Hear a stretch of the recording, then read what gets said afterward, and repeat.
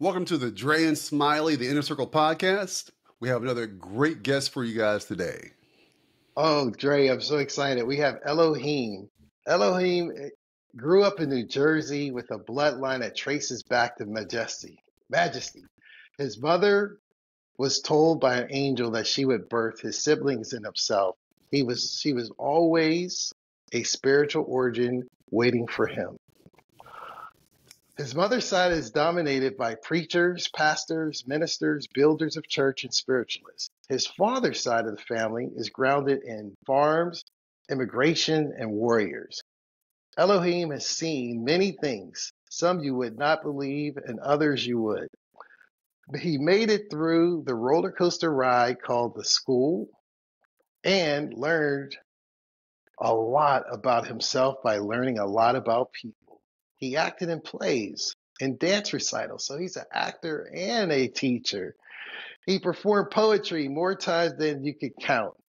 He became president and founder of multiple organizations and won many competitions and prizes. After graduating from the Lincoln University, he found himself teaching in the inner city. Eventually, he got married, had some children, started some businesses, which has finally given him the time to fulfill his God-given mission. He's also the bestseller of 2 books. Eloheem, my first question is, when do you sleep? It's like you maximize all of your life minutes. When do you sleep? But before you get into that, the Majesty part, are you a line of royalty, or explain that part about it if you can? Yeah, I wouldn't say, well, I would say everybody, because how history goes is technically, like, whether you're black, you're white, it's probably connected to Majesty because they have so many wives, you know. But Right. I meant it in the sense that when I started studying, you know, my history, I was like, man, these people are so awesome. They're so great. And I felt like, you know, they were royal in their own right. And, you know, so that's what I meant by Majesty, you know. And the reason why I asked that way, we had a lady on our show maybe about 6 months ago. She was really granddaughter of a Ghanaian king. Wow. So her lineage, she's part of course, they had a lot of wives, or I don't know if they had a lot of wives, but she said that her grandfather was the king of a tribe in Ghana. And I was like, wow. So I was thinking you might be connected, but no. Coming back to you published 2 books. Can you talk about your books and what are they about, and what was the catalyst or motivation for writing these books? Yeah, so you have this one. It's the first book. It's literally entitled The First Book. And that one, you know, so I always say that because I have 2. And so I'll say the first book, they're looking for another title. I'm like, no, literally the first book. Right? Literally. Keep it simple. Keep it simple. Yeah. So first rule of marketing. Exactly. In this book, it honestly, I didn't expect it to do anything. It just came to me. It was you know, spiritually I get these things, and I don't like to call them, people like today call them like uploads. I don't like to, or downloads. I don't like to refer to myself as like some type of digital thing, but I get these messages that I got to write down. And so, you know, I just wrote it all down and I told people about it, and it just went crazy. It just resonated with people, and everybody loved it. And my social media blew up and everything.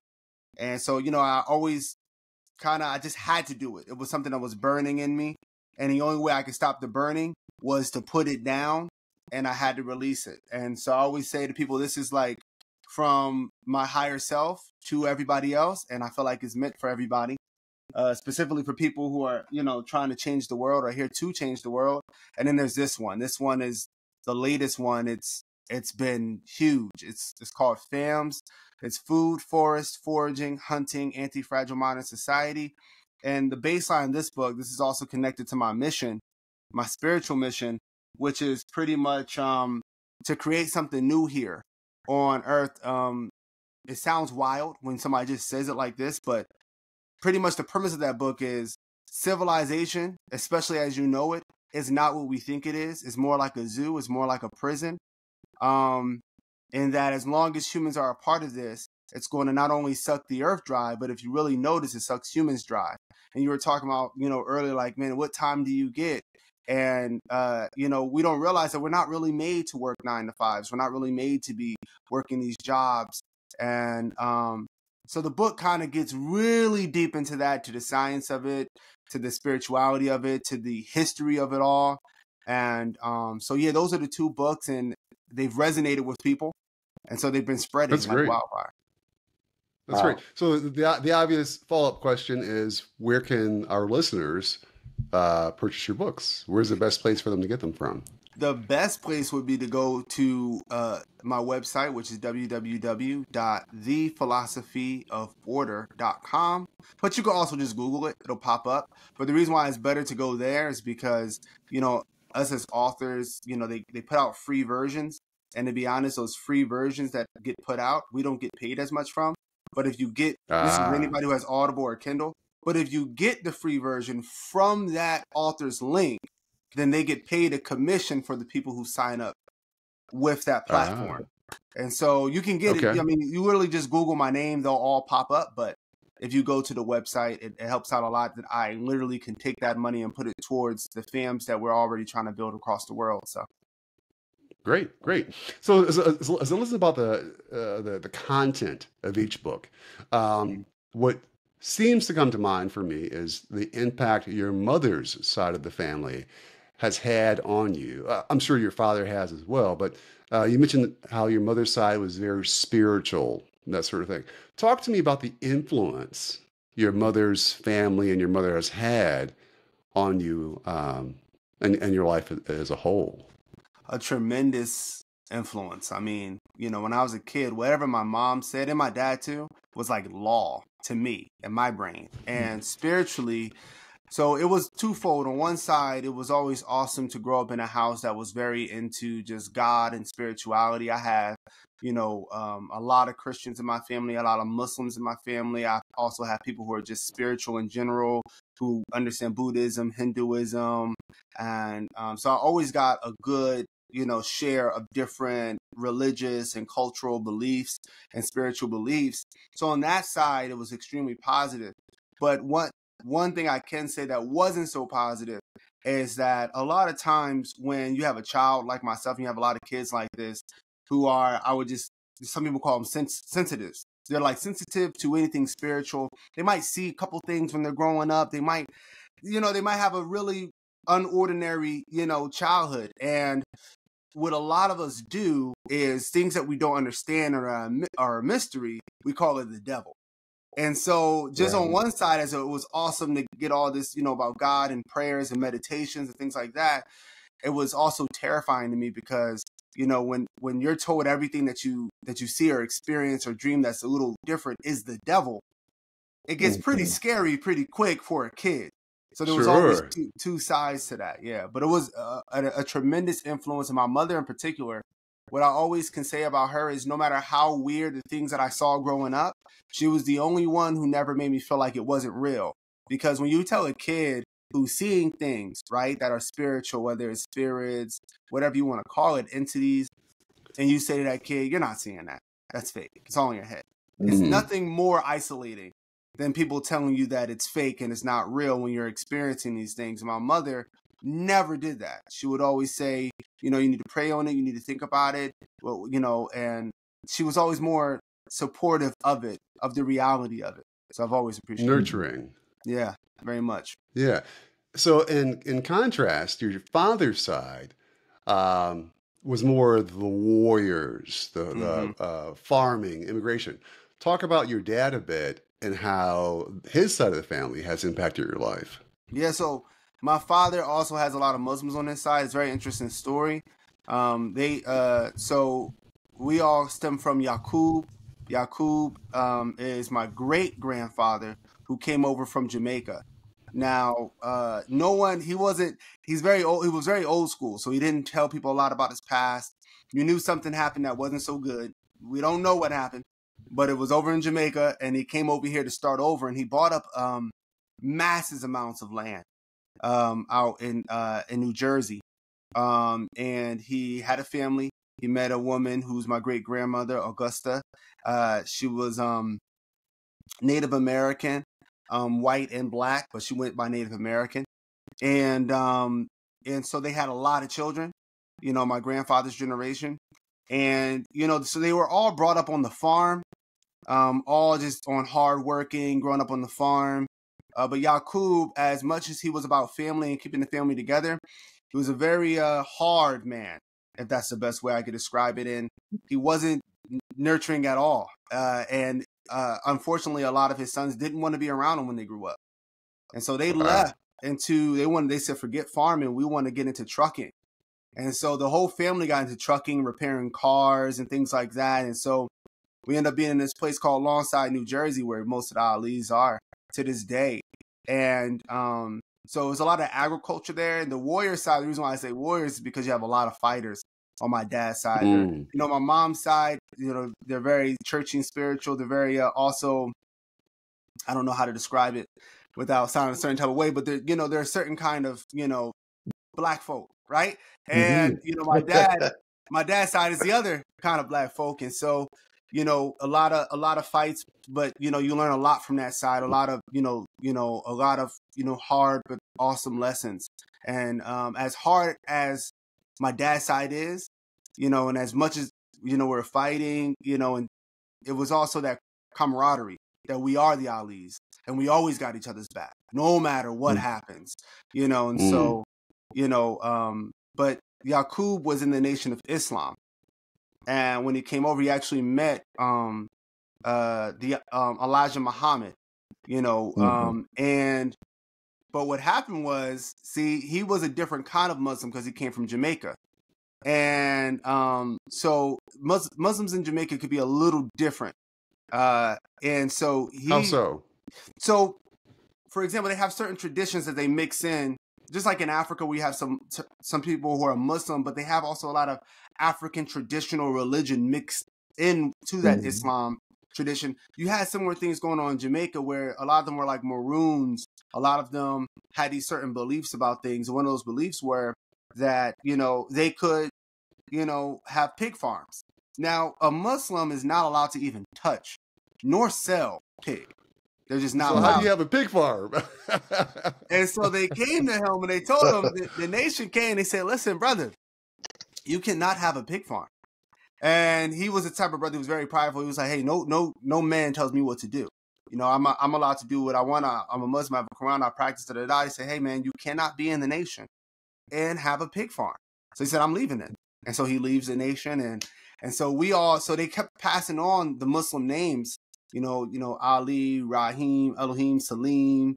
There's so many Yareems in my family, but not everybody's Muslim. But they still continue that tradition of passing down a Muslim name because Yaqub was Muslim in Jamaica, but he also joined the nation. So they try to keep some of those traditions going. But the funny thing is, they all still cook. Most of them still are big on cooking pork as I was growing up. So it's very interesting. It's very funny. So it's kind of like that balance of interesting is a good word. I'm gonna pass over to Smiley here. Just want to share a thought.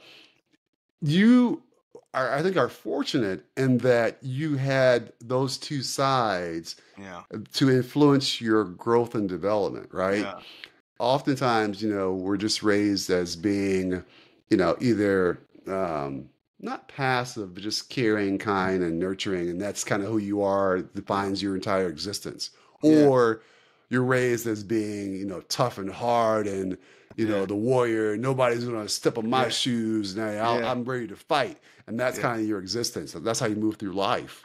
Yeah. For you, having both sides influence your development, I think is powerful in that you're able to tap into each side as you learn how to do that when it's needed. Is that fair to say? And if so, talk to me about that.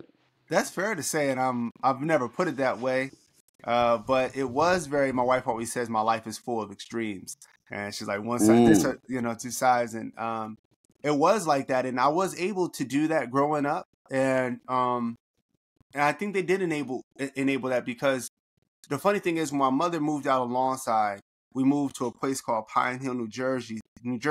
She thought that it was, the way it looked was like it was a nice suburban place, but it was like one of those suburban places that was very mixed. So you had like, the kids, the black kids who moved from the inner cities, all the way out in the apartments in Pine Hill. But you also had the quote unquote, that's what they called them, like white trash, but they're not white trash. I don't, but I'm just saying that's what they called them, the ghetto black people, the white trash right over there. Then you had the people in the center, that's where I lived at, where it was just kind of all mixed in. And then people who lived by the schools, who were the like prestigious, the kids of the sheriff or the mayor, stuff like that. And in the middle was mixed up. Like you got your bike stolen, you got your house ate, people got jumped. It was, so that was also mixed. But, being from my father's side, which I was also always grateful for, it was like this whole pride thing. Like, hey, man, you're Ali. So you don't let nobody punk you. So like you say this, so I was able to pull those out in moments. And it was very racist in that area. But, me and my brother actually for the first 6 months at that school, in elementary school, we were fighting every day coming home because we were being called the N-word, knuckle draggers. We had no idea what this stuff was at the time. And so, we had to fight, coming home. So yeah, it was definitely a balance. And my mom's side was so big on education. Like it's not even an option to not, to not do college on that side. So I didn't want to, but they pushed me there, and I'm very grateful that they did actually. So, okay. Would you say that you're living in the situation where you and your brother had to grow up and you had so many different communities and different socioeconomic classes within the same area? Do you think that fueled your passion to be an actor and a teacher, or did it help you in those roles? And can you tell us about how you go from being an actor or a teacher, or was it from a teacher to being an actor? How did that work? Yeah, so I grew up, and my mother put me in all performing arts because she thought I was so talented, and so that's how I ended up winning so many competitions. I was a dancer, I was an actor, I was a rapper, I was a singer. I just did, all sorts of things. And so, yeah, I was definitely acting first. I was acting as a teenager. I was in a theater company, where I would perform in plays. I performed in plays at my school. I really got out of acting when I got into college and focused more on my poetry, my music, and more so on dancing, starting organizations. But growing up, it was all acting, it was all singing, it was all rapping, it was all dancing, all sorts of performing arts. And in fact, the audio version of these two books, people always talk about how like the best audio books they ever heard. And I always credit my mother and my father because my mom would buy me a bunch of music editing programs, software, video editing programs. My father used to pay for studio sessions to make sure I went to the studio every weekend in Cherry Hill, New Jersey. So, that actually enabled me, later in my life. And a funny story real quick is that my mom, when I was younger, she used to say, man, you're so good at writing poetry and rapping. That means you probably, and you're so good at telling stories, you probably should be an author. But as a kid, anything where my mom would suggest to be something, I felt like it was like a negative thing for whatever reason. Like she was like boxing me out. I'm like, Mom, I'm much more than an author. I'm not writing a book. Yeah, right. I'm way more than an author. What do you mean? Yeah. An author? Yeah. You see all this poetry I'm writing here? Exactly. I'm a poet. So, we always look back and we laugh at it because he's like, well, now you want to sound and things. So, so that's how that works. That's funny. No, that's awesome. So when you were acting, and so you mentioned that you have a business now. So is your business in the entertainment realm? Is your business in the academic realm, or is it totally something different?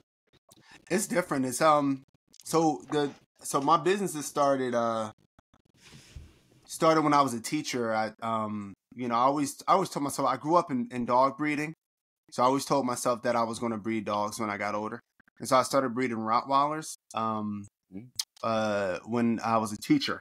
And like really breeding them, like importing dogs from other countries and things like that, and having like super high quality dogs. And so that enabled me to invest in other things like education and marketing. And so I also started doing online marketing. And so at one point, so I was teaching, I was doing marketing, and I was breeding.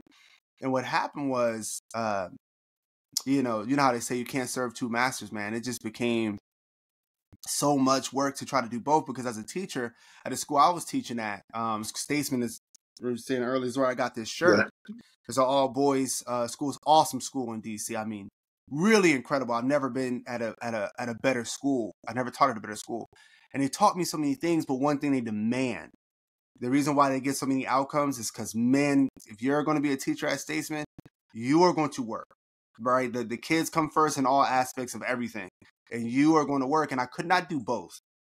And so that's when I had to actually let go of teaching so that I could continue to do the things that I felt like I was meant to do. Because the whole point of opening the businesses weren't even just to make money. It was, I wanted to be financially free. I wanted to have the ability to do what I wanted to do.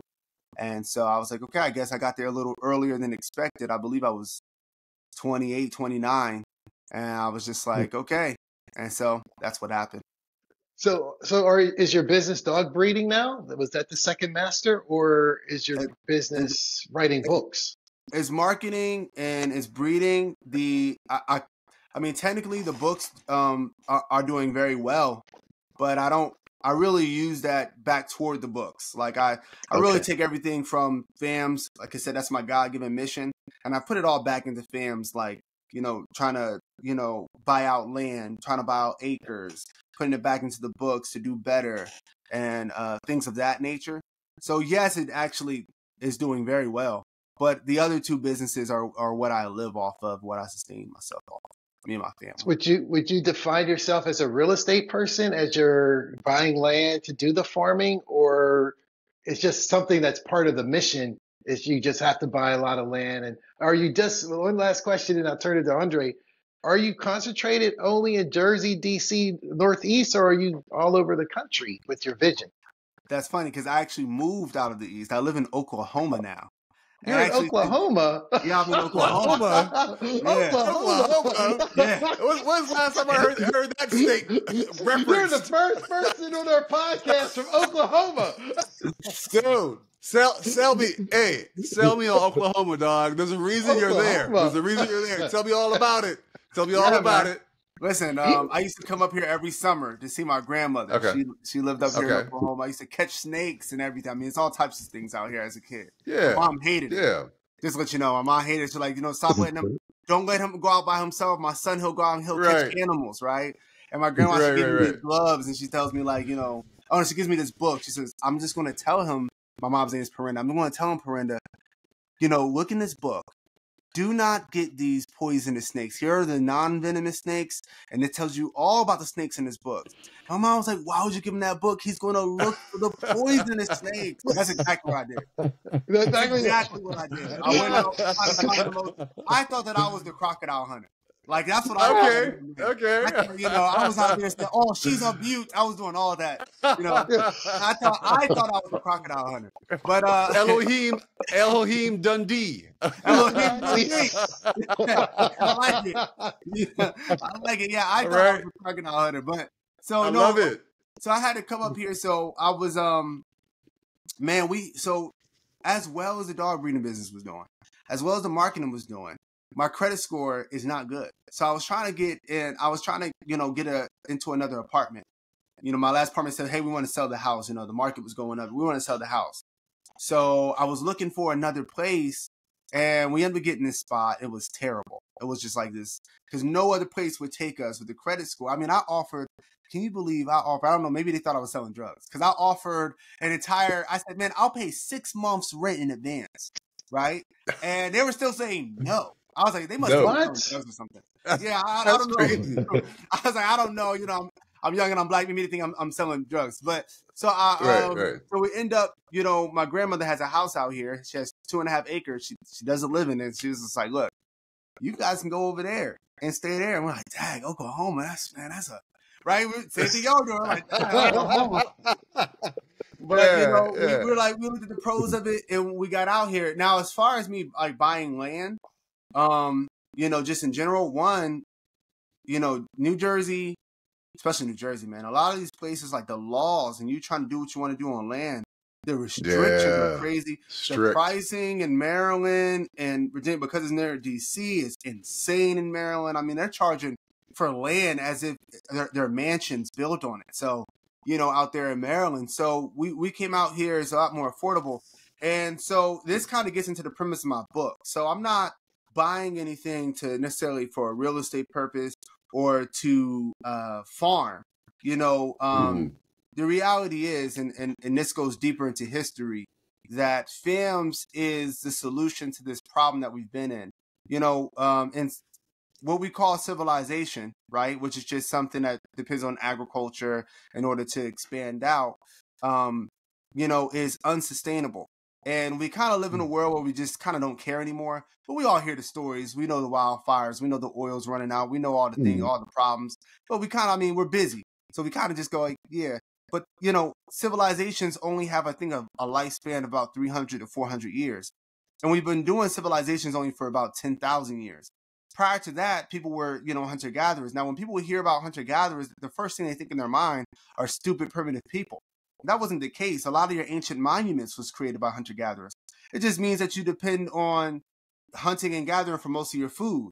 And it turns out that if you are a hunter-gatherer, then you're going to be healthier, you're going to be stronger, you're going to be more fit.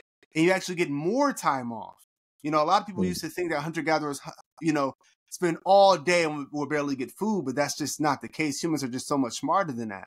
And so what they would do is they would, you know, obviously the men, most of the men would hunt, most of the women would gather. And they would bring back the food that, you know, obviously, but they would only do that for about 3 hours a day. The rest of the day would be spent on inventing things, playing, gathering, having a good time. That's why when they study hunter-gatherers, not only are they healthier than us physically, but they found out that they are actually healthier than us mentally. You know, suicide is at 0, cancer is at 0, you know, heart disease at 0. You know, they're living, and then the myth was that they were only living up to be 30 years old. Come to find out, hunter-gatherers live between the ages of 70 and 80s, you know, just like most of us do today. And the reason why that myth got pushed was because today, right, if somebody's pregnant and they have a baby that's deformed, then the woman's going to know ahead of time. And either she's going to get treatment for that baby or they're going to give her the option to abort it early, right? And so hunter-gatherers don't have that. So what happens is they'll have those babies sometimes that can come out deformed, or maybe they're premature or something's off. Those babies are going to die. So what they did was all those babies that died with hunter-gatherers, they took that infant mortality and they averaged it in with the lifespan of just hunter-gatherers overall. And so it took it from like, you know, 60s, 70s, and 80s and reduced it down to 40s and 30s. And so that's why people believe that hunter-gatherers live to be 30s, because they're averaging in.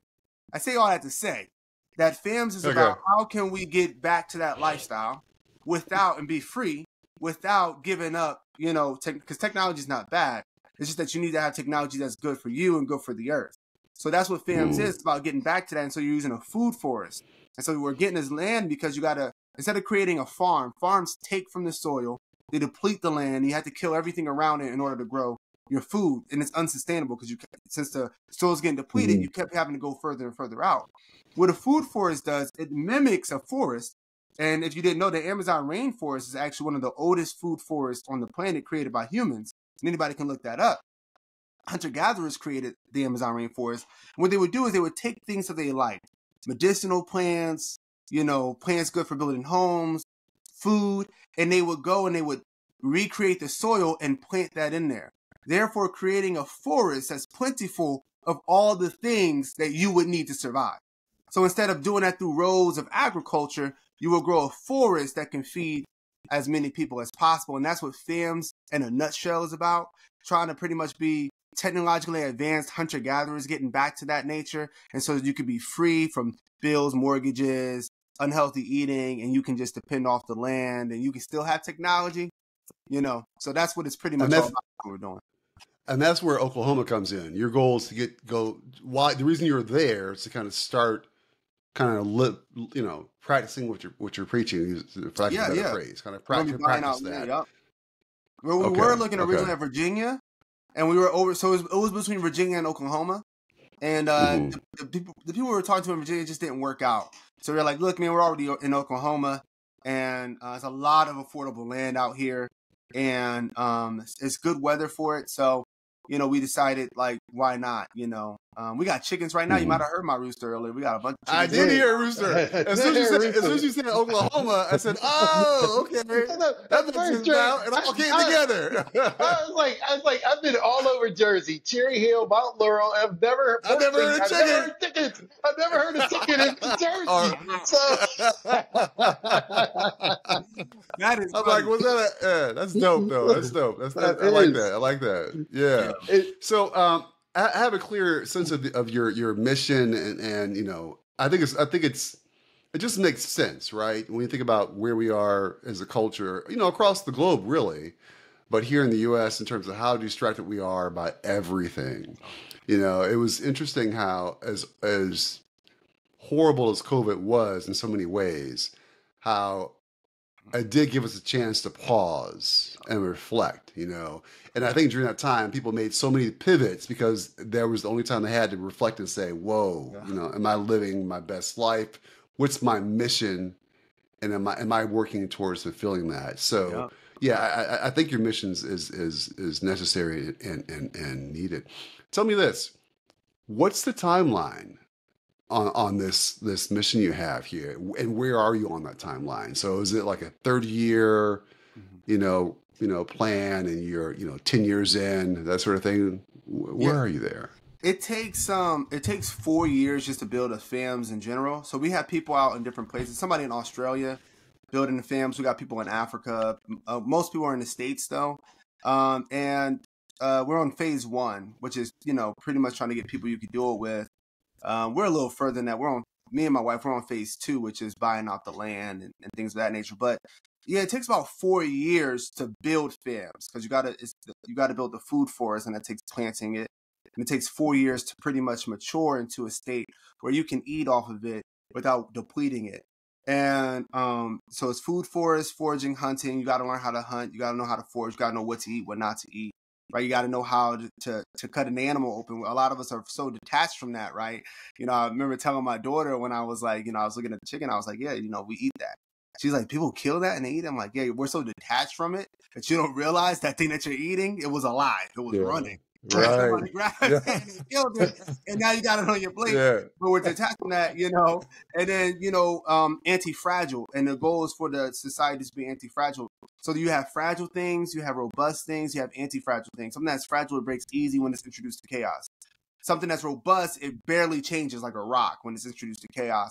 But something that's anti-fragile, like your body, like, I always say God, the universe, existence, whatever you want to call it, the Most High, makes things anti-fragile, which is when bad things happen, your body actually gets stronger. If you were introduced to a lot of sicknesses as a child, your immune system will be stronger as an adult. And so you want a society that's more anti-fragile, not a society like ours, where the top 1%ers, if they make a bad mistake, a bad bet in the stock market, the entire thing comes crumbling down. That's fragile.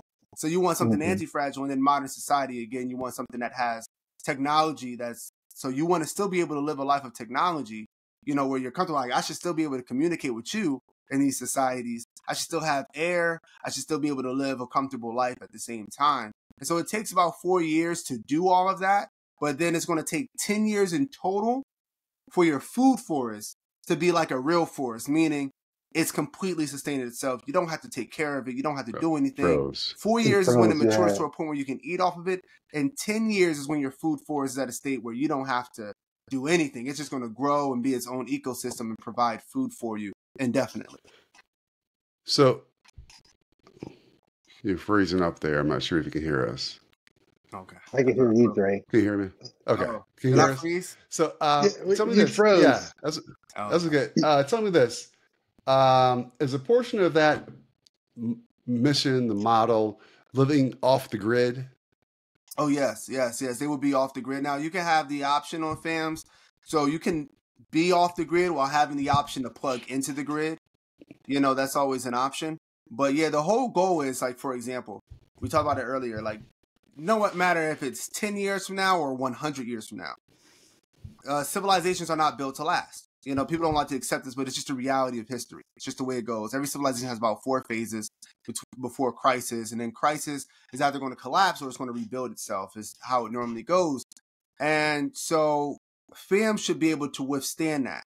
A lot of this, if you look at hunter-gatherers out, let's say in Africa, when a famine happens, and people who depend on farming, they're all dying. They're starving to death. The hunter-gatherers don't even know that they're starving to death because their food is not dependent upon growing crops out of the land. It's dependent upon just the life on Earth. So, the whole goal of FAMS is, even if things go bad and everything breaks down, you're not isolated from civilization while it's here, but if civilization does crumble, you're also not suffering. Everything for you hasn't really changed much. And not to get too, because I studied different, I was a philosophy and religion major. And so in different religions, you often hear about this whole thing where the first people were given an option to live this life or that life. And a lot of people don't actually understand that Adam and Eve, if anybody just goes back and reads it, were actually hunter-gatherers. And when they ate of the fruit, it said the curse was that you will have to till the field, you'll have to work the lands, you'll eat of the bread. It was agriculture. And then if you read it further, the inventor of the cities was Cain. If anybody reads it, the first person who creates cities is Cain. And then what comes not too long after that is eventually Babylon, which is supposed to represent civilization. And you see this kind of constant in a lot of religion, and I think it's deep knowledge that's still passed on through us, which was this thing, what do you call it, Babylon, Egypt, Greece, Rome. These things are going to fall. And that's just a reality of what the state that you're living in. They're going to grow corrupt, and then they're going to crumble down to the ground.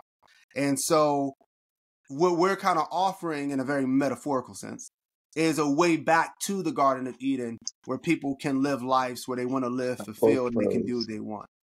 Oh, I froze. Did I freeze again? No, you're good. You're good. Okay. All right. Yeah.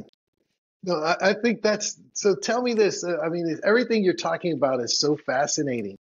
The first question is there communities like all over the country or the world with FAM? Is it a growing community? And then the second question is, I was so interesting with the forest versus the farm.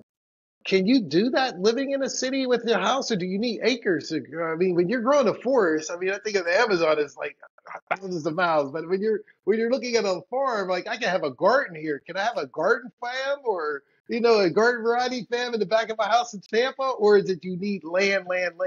How does that work? That's the little dynamics. Yeah, that's an awesome question, because to answer the first question, we're in like the pioneer phase. So we're at the very beginning. Okay. There's people, there's people across the world right now.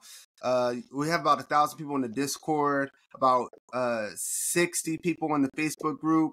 And in both of those groups, people are out there. They're looking for land, or they already bought land, or they started to create their food forest. So everybody's at different phases of it, but it's going to take about 4 years for people to actually be in FAMs.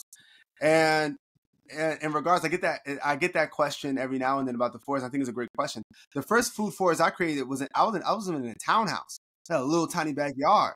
Now you had a forest in the townhouse, dog. Yeah, in the backyard. That was my first one. Hey, man, I gotta do this. And I just started planning it. And now it wasn't enough, because I also shared half of it with the dog kennels, and so it was very scorched in. So it wasn't enough to feed everybody, but we did eat from it. A lot of tomatoes, a lot of things like that. It was like a little garden.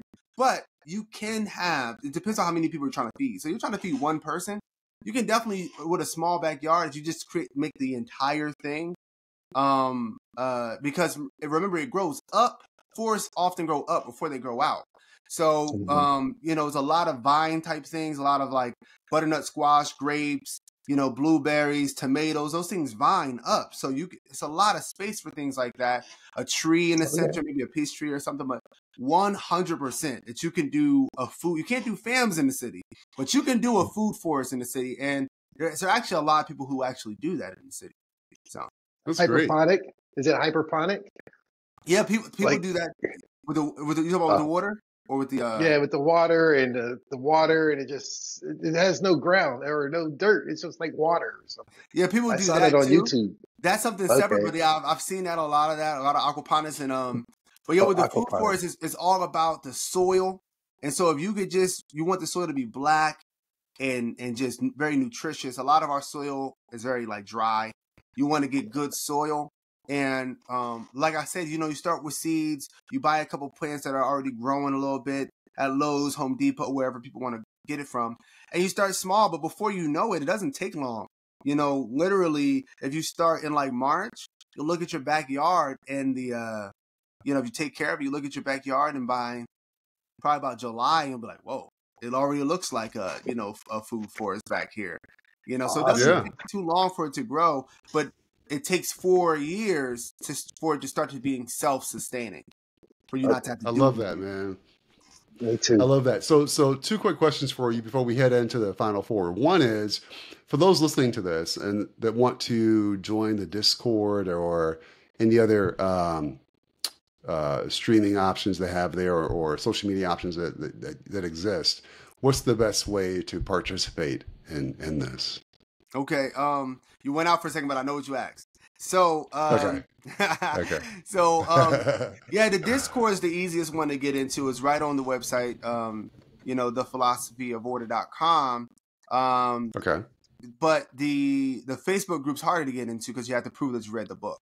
So the reason why the Facebook group membership's lower is because we only want people in there that have read the book and who are serious. There's serious people in the Discord, but because it's open to everybody, it's not as, you know, people talk about what they want, and that's fine too. That's awesome. Mhm. But the FAM's Facebook group is specifically focused on how can we expand this and how can we build this. So if you want to get into Love the it. Facebook group, just put FAMs in on Facebook. It will pop up first. But you had to have read the book to get in. Okay. Mm. Great. All right. Next question is, you've shared a lot. Which is all, I mean, I feel like I need to go get the book, both books now, with all you've shared. But what's one thing that most people don't know about you that you Man. wish they did?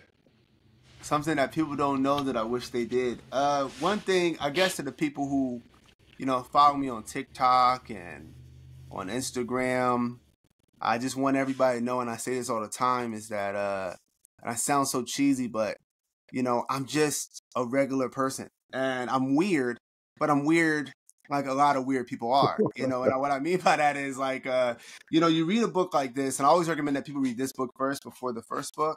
But when you read these books, they are, because they're like I said, when I say to people, I was given this by God, I was given this by the source and whatnot. Some people take it out of context. I just always make it clear, I say it in my books, but I always say it, I'm not claiming to be anybody's prophet or Messiah. I think people can save themselves. I think that God actually speaks to everybody, and that some people are just better at articulating it. Some people are just better at writing it down. And sometimes you need to read what somebody else wrote to say, yo, I was thinking that, I didn't know how to say that, but that's what I've been thinking. And that's what I'm doing. I'm just articulating something that I feel like everybody kind of knows deep down. And so that's something I always stress, because anytime somebody's giving somebody world-changing ideas or perspectives, we have this habit. I always say my number one hero out of all my historical figures has always been Malcolm X. But I always say there was one big mistake Malcolm X made, right?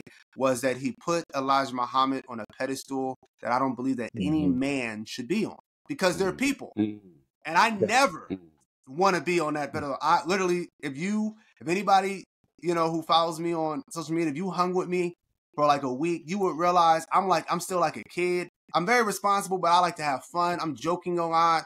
I'm cracking jokes. I'm rapping. Lil Wayne You're around my house. You're not the guy we should be putting on a pedestal, is what you're saying. No, yeah, no. You're a regular everyday guy. Yeah, Regular everyday guy. You know, look, man, when I finish doing all my fun things, I watch UFC, right? I play video games. I play with my children, and I rap. So I'm just, so I always want people to know that, most importantly, because the way I make my videos, it can come off like that. But that's just what I'm writing and who I am, so I always want people to know that. That's why I like conversations like this, because you can see, like, we're just talking, so. We appreciate that. And you know what? I was like, when I'm trying to think of which TikTok I saw that made me reach out to you. And I really appreciate you responding and coming on. And no, that's fascinating. I was like, man, I reach out to, maybe if I see interesting things on Instagram or YouTube or TikTok, and I may reach out to 10 people. 1 out of 10 will respond. I'm just ghosted by the other 9. So when you responded, I was really excited. So thank you. But moving into the final 4, with all of your experiences, if you were to have dinner with anyone alive or dead, there's 4 chairs at the table. You're in one. Who would the other chairs?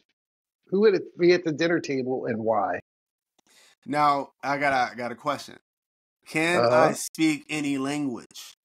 Any language, or you can even add a seat. Or one lady was like, "I want to have dinner by myself. I don't want nobody at my table." So You whoever can, you you want, can, you can yeah.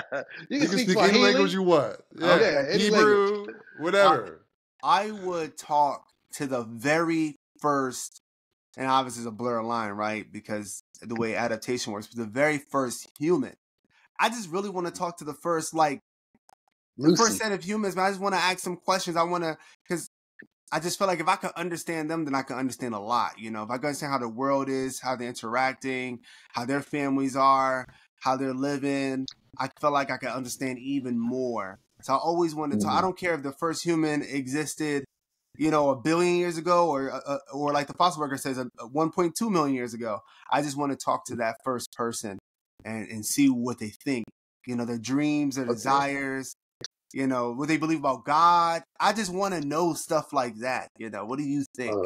You know, That's all. one. Who about the Okay. other 3? The other 2 tables. So definitely Malcolm X, as I stated before. I would love just to talk to Malcolm X. You know, he inspired me so much in my life growing up. And, you know, just to speak up for myself and things of that nature is to say the truth. And so definitely Malcolm X. And then it would be people like, you know, pharaohs, like maybe like Akhenaten. You know, Akhenaten. he was so weird. He was you know, he said no to all the other gods. He said there's only one God. His name is Aten, and I am his son. I'm like, that's such a all right. That's such a weird thing to do at that time. And so I always wanted to see, like, why was he thinking? He looked weird too. He had an elongated skull, and his children had He's an elongated skulls. He Anunnaki, was a very strange guy.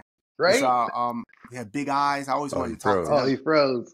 And I guess the last. Have you heard of the Anunnaki, Dre? He was an Anunnaki, wasn't he's he? back. He's back. Was it? Was he an Anunnaki? The Anunnaki. I think that was that's a different king. What's his name? Can't remember his name. Raj. Okay. Yeah, the Anunnaki. And then if I could, I guess my last person would be. I actually would like to talk to Michael Jackson. As weird as that sounds, you know, it's out of nowhere. When I grew up, I didn't tell y'all, but I used to dance like Michael Jackson. That's where my dancing started. I was that little kid. Okay. You know, every now and then you see that with the hat, and you know, he's acting like Michael Jackson. That was me. The red jacket with the zippers. Yeah, man. I was deep into Michael Jackson. I would want to, you know, Michael was a very strange person, and a lot of fans get, you know, offended when I say that, but we all know Michael was strange. But I would like to, I would like to, you know, talk to him about that and see where a lot of that came from. You hear a lot of rumors and stuff. I would like just to sit down and talk to him face to face, and you know, just have some conversations. Awesome. You know? Thank you. Nice. What's been your greatest success? My greatest success by far would have to be, for me, definitely getting married. You know, definitely getting married. Like that. And to the woman I got married to, man, because without going deep into it, I just wasn't the best guy. I don't know how to really say any other type of way from high school through most of college. And at one point, man, I just was like, you know, I was just ready to, at a young age, I remember saying this to my mom. I was like in my early 20s. I said, you know what, Mom? I don't think I'm meant to ever get married. I think I'm meant to like be alone. I don't think I'm gonna find a partner or anything. She was like, what? I'm like, yeah, Mom, I kind of just giving up on it. It's kind of over for that. And so, you know, my wife, I didn't even actually originally, I always thought she was very beautiful, but I didn't want to be with her at the time because I always had this rule against being with like women who like everybody wants. It was just annoying. I never wanted to be another guy that for her to be like, no, get out of here. Right. Just someone else to say no to. Yeah, exactly. You know, or to be begging like everybody else. I'm like, yeah, I'm not gonna do that. Right. But we became friends. Trust me, I'm different. Yeah, I'm better than those guys. Exactly. So she was she's just probably my best success because like, you know, the children we had, and she's always been so supportive. You know, like I said, I'm so weird. Like I said, hey man, you know, I told her, I said one time, I said, yeah man, I feel like God is calling me to quit my job, right? And she said, right, and she said, you know what? So far, your spiritual instinct's been on point. I'm just gonna follow you and let you do your thing, right? And Wow. so, she's been that type of partner my our entire relationship, and because of that, I Yeah. was able to do so much, that Yeah. a lot of my friends they were like, bro, my wife would not like. So Right. when I originally wanted to get into breeding, I was talking about taking all this money that I was saving up for business. I'm talking a lot of money, and buying dogs that were in Serbia from somebody in Serbia, and both our parents, our family was like, "What are you doing, Eloheem? What are you doing?" Serbia dogs. What are you doing? And she was with it. She said, "Yeah, let's do this. Let's make sure we do this." And it turned out awesome. So I always say that was just a major success to marry the right person. Love it. Nice. That's a beautiful story, because I believe my wife would probably say, Smiley, God told me you need to get another job. You only got one job. And my girlfriend is supposed to got 5 jobs. You lucky. God told me I gotta go. I'm packing my bags. Yeah, You can keep the job or you can leave the job. I believe it. No, that's hilarious. No, man, you gotta keep her, dog. You gotta keep her. Yeah, keep her. Awesome. Yeah. So the third question is, and think about this one. What is your superpower? What is uniquely you? Meaning, Superman flies, the Hulk has his strength, and the Flash is fast. So, what is Eloheem's superpower that is uniquely you that you've been blessed with? Yeah, I've been blessed with this ability to see things. My brain. I always used to tell my wife, like, I'll give you an example. And I'm able to do this through my life with my studies, with reading books. But it all started for me with movies. My mom used to do this thing at the beginning of movies. She used to say, like, who could guess the ending? So we're like, so growing up, my brain would just put together stuff. Like, I'll watch a movie, it's just good with patterns. So, like, I'll tell somebody in the first 15 minutes of the movie, to the point where people tell me not to because they say I'm spoiling it. I'm like, yo, I can tell you everything that's about to happen right now. Like, I know this entire thing. And I was able to extrapolate that into just everything. Like, when I study history, when I study religion, when I study, different cultures, like, my brain just has an ability to just put it all together. And then I have what made me really good at teaching was not just the ability to put it together, but to articulate give it back in a way that is not only they comprehend it, but it's also entertaining. It's also fun. Mm-hmm. When I was a teacher, all of the lessons, I would take the entire curriculum, all the lessons, all the worksheets, and I would make a rap out of everything they needed to know. And not just one of those corny school raps that a lot of teachers like to do, but an actual 1 + 1 is 2. Yeah. So, like, a rap that I would go and listen. I would start. I would say, tell me all your favorite rappers. And tell me their favorite rappers. And oh my God, these rappers were awful. But I would go and listen to them. Yeah. They were awful. But I would listen to them and I would hear the style, the flow, the way they did it. And so I would make songs with all the information, but still with the style. And I would tell them, if you can memorize this song, you're going to get an A on the test. And so you would see my students, at the test, they would be like, we met Egypt. No. Okay. You know what I'm saying? Write an answer down. So the ability to kind of like easily get that information, but then to be able to give it back in a way that's entertaining and fun, because education, anytime you go to learn about something, why does it have to be so boring? Jeez, right? Like, I put so much information in this book, but it's told through a story. Like, why just, if I just gave you all the information that's in here, you wouldn't make it through page 30 because you'd be bored. But if you could make a way for people to be like, man, this is a good story while you're also learning, then it's easier to get through. So that's my personal superpower, I believe. That's a gift. That is a gift. I think all of us have been in classes, math, the boring ones, math, or, depending on if you love math or not, I don't know, where whatever it is, geography, whatever, chemistry, where it's like, oh my God, I can't take this anymore. Yeah. And then we've had those teachers where it's the worst class ever, but you can't wait to get to it because they have have been able to share the information with you in a way that's palatable to you, Yep. right? Yep.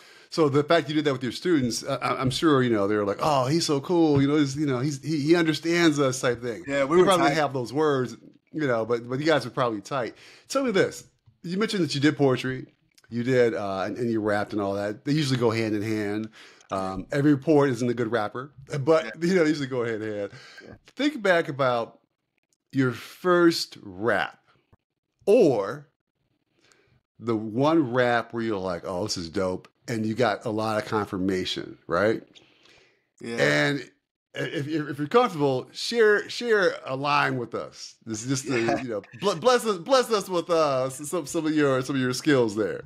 So And then once you finish, I have another question for you. Once you finish that, yeah. okay, so the first one, my mom. Again, one thing I always love about my mother is she was very honest. She used to say that, like, if somebody loves you, they'll tell you the truth, right?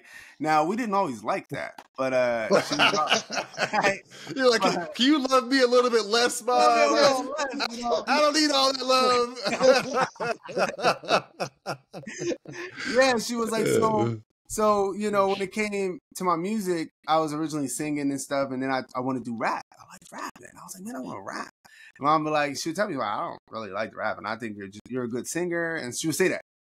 And so one day, so anytime my mom said she liked something, you knew she meant it because she was always honest. And so one day I made a rap with this beat maker she gave me. Oh my God, I was like in 5th grade. It was such a long time ago, but it was like, it went like, I got that vibe to the music, make you want to go stoop, got that vibe to the music. And then the rap was like, don't you know, I got a vibe to the music, make you want to go stupid. It was like something like that, but it was like this kid rap, and my mom's face lit up when she heard it, and she said, "This is good." And I was like, it is. She was like, yeah. She was like, this is good. Like, I can imagine it on the radio. I was like, what? Bro? Okay. And so you couldn't tell me nothing after that. I was the greatest rapper of all time. Mom said my rap could be on the radio. You like Jay-Z who? Yeah, I'm like, All right. And so I love it. And then so that was from my mom. For my peers, it was a different rap. I wrote this rap. Okay. I was in high school. And people heard it, and every time I rapped it, they always asked me, "You wrote that?" Right? It was the best compliments you can get. You wrote that. Isn't that something? Yeah, exactly. You wrote that? And that one was it went like, I'll just do it for you real quick. It's funny though. Yeah. I would never write something like this now, but I don't care. So it was it was It's Me, Prince, with a big surprise when girls come in, I get hips and thighs. Can't stop my friends and I. When I see food, enemies turn shrimp and fry. Hint that I'm the gifted guy. Gifted mind and gifted lines. Shifted, I'm the picnic guy. Please pass my ribs and thigh. Hint is I will take your miss and fly. Who needs a ghost rider? I'm the Casper. Note that my flow might flow right past you. Sleep through the movies. Tired of the actors. She's sweet. I'm around sweet things. I'm a rapper. When it's beef, I'm the Burger King. Call me Donald when I mac her. You ain't running things, I straight lap you. Your rap's a disaster. You act like an actor. Get slapped, it's the fact that you whacker than whacker. He get paper because he a copy machine. The only way you getting paper if you copying me. And then something. It was like, it was like you wrote that? You wrote that? That was dope. Yeah. That was dope. So the way you tied the words together, right? So in terms, and for me and Smiley and probably you too, being from living in Jersey and whatnot, every rapper on the radio isn't a good rapper, right? Some of them have this marketability. Yeah. There's a handful of rappers we can all think of that just had a really good way of, like Eminem, Jay-Z, Tupac, had a really good way of just tying the words together, where you're like sucked in and drawn in. The more they go, the more you're drawn in. And you were in high school? Yeah, I was in high school at the time. I was a freshman, I think, sophomore, freshman. Yeah. Dope. Here's the last question. You've written 2 books. 3rd book's coming, I'm sure. Let's say it was your autobiography. What would the title be? The autobiography. What would the title be? That's a good question. It would be, that's a good question. I'm not normally stumped by questions, so that means you asked a really, really good one. But I guess it would have to be something like, something like, let's get free, or,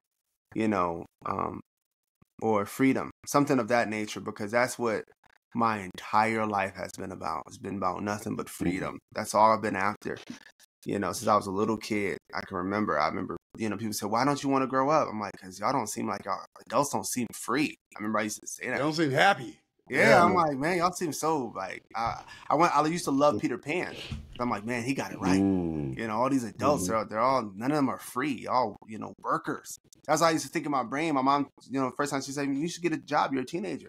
Mom, I'm not a worker bee. Right. Wow. Oh man, so, I want to first thank you first on two fronts. Usually our podcast guests, Dre will stump them in like the first 7 minutes. So I was getting ready to say, he almost made it through the whole show with no one getting stuff. So don't feel bad. You made it the longest. You made it to the last question. So thank you. But Eloheem, I want to tell you, honestly, this has been the most fascinating podcast. And I want to thank you for responding to me, because once again, I don't know which TikTok that you posted that I saw that inspired me to write to you or to connect to you. Thanks for responding. Thanks for sharing your time. You're a fascinating person. And what I tell all the guests, if you come to Tampa, I'm in Tampa, Florida. You and your family have dinner on me whenever you're in Tampa. So thank you very much. All right, Dre. All right, please do. Hey man, listen, just reiterating what Smiley said, it was an incredible time. We appreciate your time. A lot of good information being shared. I'm looking forward to following you and seeing how this evolves. Yes. And thank you both, honestly. It's been awesome.